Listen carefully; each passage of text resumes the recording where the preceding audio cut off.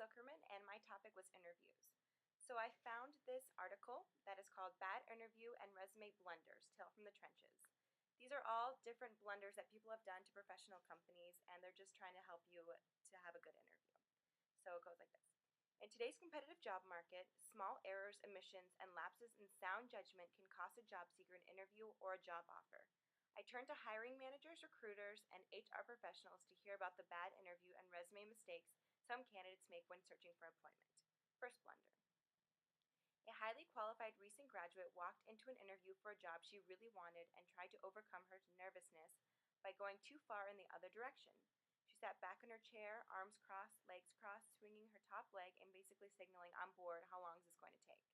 She sunk herself immediately. Hiring managers look at you within the first 5 minutes and they know whether they are more interested or if you've lost them completely. So you should always have professional body language. Blunder. A candidate interviewing for a high-level engineering position was invited back for a final interview with his peers. While the engineers were making small talk, the candidate walked down the dangerous path of getting too passé with the other engineers.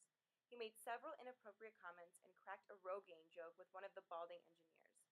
It doesn't matter how comfortable or how casual the interview may seem, you should always stay professional because you don't know who is watching.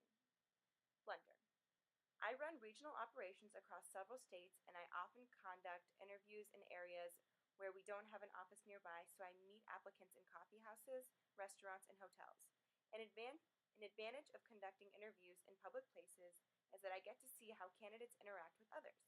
Recently, when conducting an interview in a local coffee house, the person I was interviewing was politely interrupted by a waitress who inquired if they would like a refill on their drink. His dismissal of, "If I need something, I'll let you know, okay," pretty much ended the interview for me. If a candidate can't conduct themselves in a polite and professional manner throughout an interview, what can I expect when they are hired? Everyone during an interview should be treated with respect, especially if they're seeing if you deal well with other customers, because that's how they're going to view you. So if you don't treat them well, they're not going to treat them well on the job. Blunder. I was at a job fair and a job seeker told me she was planning to be very careful about interviewing the hiring company. I told her that was wise and I agreed that every interview goes both ways. Then she showed me her resume. It included an objective at the top that stated that she respected her mental and physical health too much to get involved with any company looking to hire someone to fit into a dysfunctional team. You should always start off your resume with something professional, otherwise people are just going to blow you off right away. It's the company that is hiring you, and it's not you that's hiring the company. So you want to be in control, and you want to be able to make that choice if you want to work for them. Blunder. A candidate with 25 years of experience told me he heard our company had a partnership with a high-end fitness club with a pool and that the attendees iron your clothes while you work out so you can be fresh when you go back to work. His question was, is that true? Before you get hired, you shouldn't ask about the job benefits before you even get the job. That just looks really bad because you need to be focused more on the job than what you get from the job. Blunder. An attorney interviewing with a top-rate law firm listed his spelling bee awards on his resume. Not only were they outdated from his high school years, but he misspelled one of the entries, spelling bee champion. You always need to spell check and proofread your resumes, especially if you say that you're a speller and you spell something wrong. Blunder. I was a hiring attorney at a law firm for 6 years. One new lawyer sent an application that included a cover letter with a couple of misspelled big words. Since her qualifications were excellent, I brought her into the interview with an attorney anyway. In every interview, she used several big words and got every one of them wrong. It was like she had study vocabulary flashcards and mixed all the words with their meanings. Don't try to appear smarter than you are because you should showcase your skill sets that you can perform. Blunder. An applicant brought urine to an interview thinking he might have to take a drug test.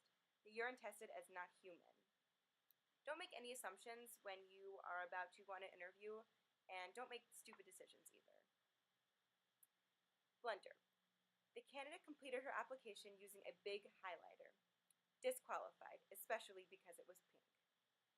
Every document should look professional, like I said before, and it's a representation of you, and if you have pink highlighter, that just looks very childish. And the final blunder. A candidate was coached to wear her best clothes to an interview. Turns out the candidate took the advice to heart and wore her wedding dress. You should always dress professionally, but a wedding dress is inappropriate and you should dress professionally as in business casual. All these blunders can definitely be avoided because there are so many different things that you should be able to just common sense in an interview. And when you are doing an interview, you should be calm, relaxed, and have really good body language. Otherwise, you make simple mistakes that these people have made. To us, because we're looking at it from afar, it seems like, oh, anybody could see that that's wrong. But when you're nervous or when you're scared, it doesn't matter. You make dumb mistakes anyway. And all of these are from very professional companies who have just, they put these out here so you know what mistakes not to make. And it really helps you because I know you're not going to wear a wedding dress to an interview, but some people get so nervous that they fall into those traps. And the tips that they give are very helpful. Body language, a lot of people don't think about body language, but even just slouching, just sit up straight, look like you're interested. Always proofread your resumes, always. 10 times, even before the interview. You should reread it. Make sure everything's nice and complete and professional. You're dressing nice and very professional. And every time you are even talking to someone that is standing outside of the interview, you should definitely take heart that they could be talking to the person that is conducting the interview. So always stay professional, stay true to yourself. Don't try to be someone you're not because they'll see right through you. They've probably done this before. So it's just keeping it comfortable and professional when you're in a job interview. And all of these are great tips, and I hope you learned something because I took away a lot from this. Although they do seem a little obvious, it's not when you're actually in that position. So thank you, and that was my presentation.